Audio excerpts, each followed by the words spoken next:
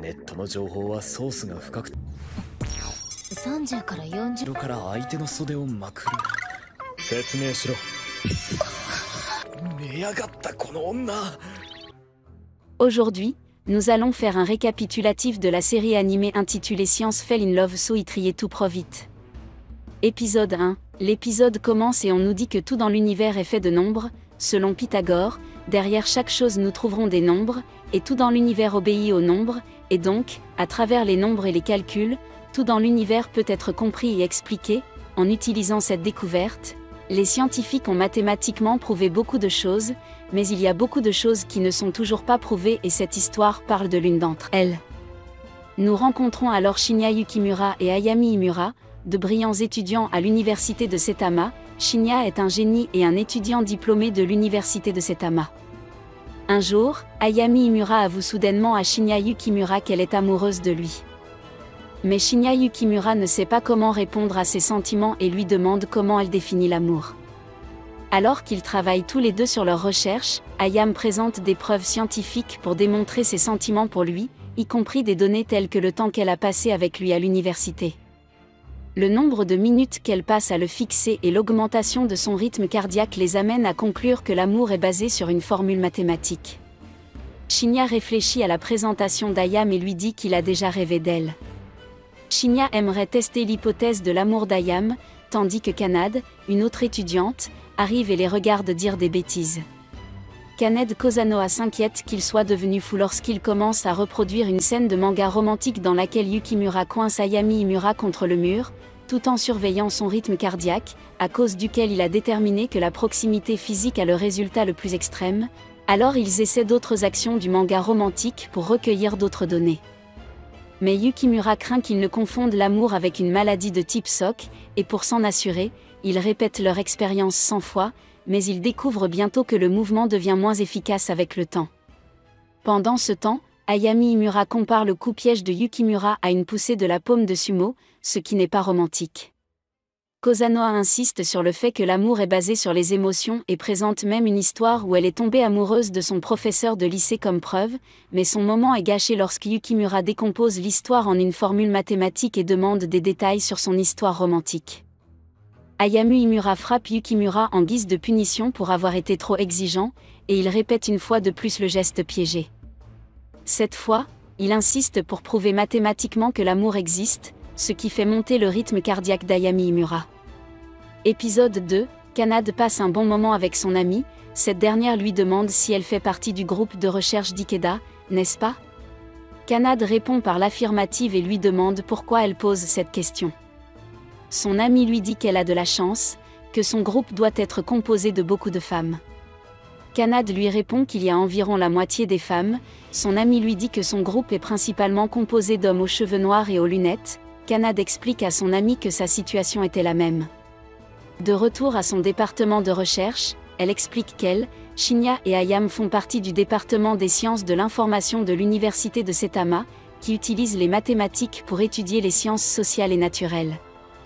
Malheureusement, leur directrice de recherche, Ena, ne fait jamais de recherche et joue toute la journée. Les étudiants diplômés veulent publier des recherches pour aider le monde, et c'est maintenant au tour de Yukimura de faire mesurer son rythme cardiaque, mais lorsque Shinya doit collecter ces données pour une expérience, il s'enfuit.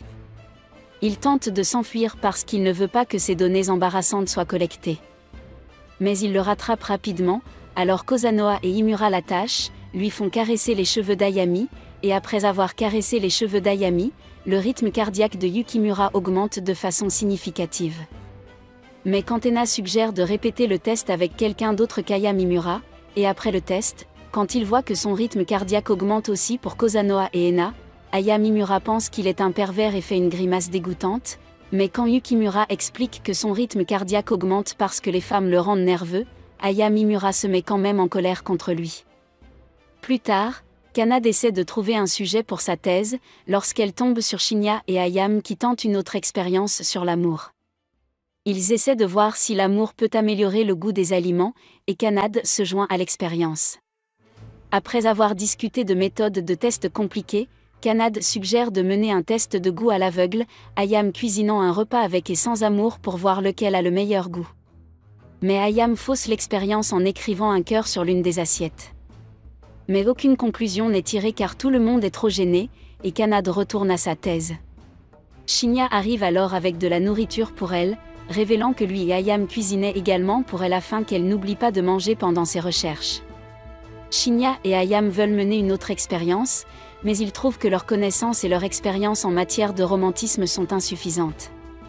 Épisode 3, Ayam et Yukimura discutent de leur plan, et Yukimura dit qu'ils devraient prendre un moment pour organiser leurs circonstances actuelles. Ayam est d'accord et elle écrit tout ce qu'elle sait sur l'amour sur le tableau. Elle le montre ensuite à Yukimura et dit que c'est tout ce qu'ils savent sur l'amour jusqu'à présent. Yukimura dit qu'à ce stade, ils n'ont toujours pas prouvé que le rythme cardiaque est l'un des éléments, ils n'ont toujours pas assez de données pour conclure à la condition de base de l'amour, leur connaissance de la romance est trop faible et ils devraient trouver quelqu'un qui a des connaissances à ce sujet. Yukimura et Ayamimura décident d'interviewer quelqu'un qui est amoureux. Pendant qu'ils essaient de trouver cette personne, un camarade de classe, Kozuki Nuke, qui prétend avoir une petite amie, arrive.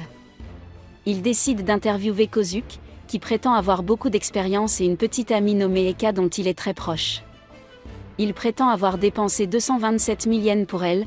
En écoutant cela, Ayamimura panique car elle n'a dépensé que 728 yens pour Yukimura, et quand Kozuki dit qu'il tient sa petite amie tous les soirs, elle panique à nouveau car elle a tenu Yukimura une fois lors d'une expérience. Après avoir entendu l'expérience de Kozuki, Ayam s'inquiète d'être à la traîne en matière de romance. Et quand Kozuki dit qu'il dépense beaucoup d'argent pour Eka, elle pense qu'elle n'atteindra jamais son niveau. Mais quand Ena, l'amie d'enfance de Kozuki, révèle que la petite amie de Kozuki est en fait un personnage d'un simulateur de rencontre pour lequel il a dépensé beaucoup d'argent, y compris un oreiller avec lequel il dort tous les soirs, Shinya émet une hypothèse. Shinya émet une hypothèse sur l'amour basé sur les préférences romantiques qui pourrait inclure des personnages en 2D, mais lorsque, sur la base des données de Kozuki, Ayamimura conclut qu'elle pourrait ne pas aimer Yukimura, Yukimura panique et rétracte sa première conclusion, il juge même Kozuki trop bizarre pour recueillir des données normales. Kanade et Ayam discutent ensuite ensemble, et Ayam révèle que lorsqu'elle était enfant, elle était malmenée par les autres à cause de sa personnalité sombre, et qu'elle a rencontré un jeune garçon malmené qui lui a dit de ne pas se sentir gênée par les malfrats et de se concentrer sur l'avenir. Ce garçon a incité Ayam à améliorer la perception que les gens avaient d'elle, et elle a grandi en devenant une personne digne et cool. Kanade détermine rapidement que le garçon devait être Shinya, mais ni Shine ni Ayam ne se reconnaissent dans leur enfance. Plus tard, les deux jeunes gens veulent faire l'expérience d'un rendez-vous. Ils interrogent Kanade sur un précédent rendez-vous qu'elle a eu, et Kozuki sur un rendez-vous en 2D qu'il a eu.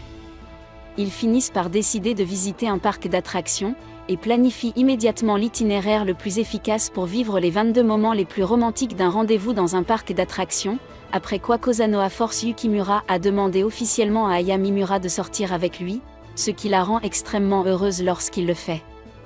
Épisode 4, un garçon attend que sa petite amie arrive et quand elle arrive, elle s'excuse d'être en retard, mais le garçon lui dit que ce n'est pas grave et qu'il vient juste d'arriver.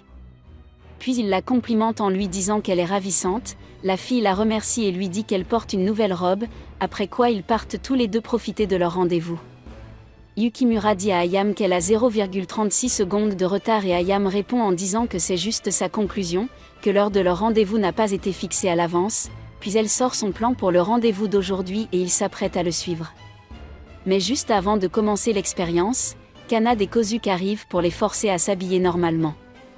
Kanade les emmène dans un centre commercial pour acheter des vêtements décontractés. Pendant ce temps, Shinya révèle qu'Ayam et lui portent de nombreux capteurs sur leur corps afin de suivre les données physiologiques telles que le rythme cardiaque pour l'expérience.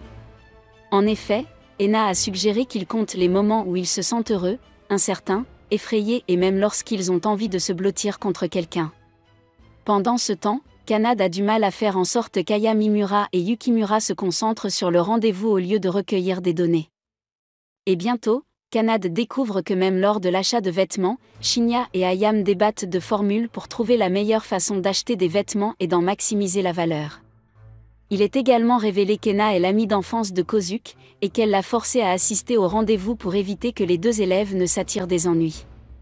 Shinya et Ayam ont des problèmes lors de leur rendez-vous parce que Shinya a du mal à tenir une main, et pendant qu'Ayam marche pour partir, un étranger la voit et essaie de l'inviter à sortir avec lui. Ayam essaie de le repousser avec une présentation mathématique, mais il est confus. Shinya arrive alors et prend la main d'Ayam, et lorsqu'il est confronté à cette dernière, il présente des données scientifiques prouvant que l'homme ne l'aime pas.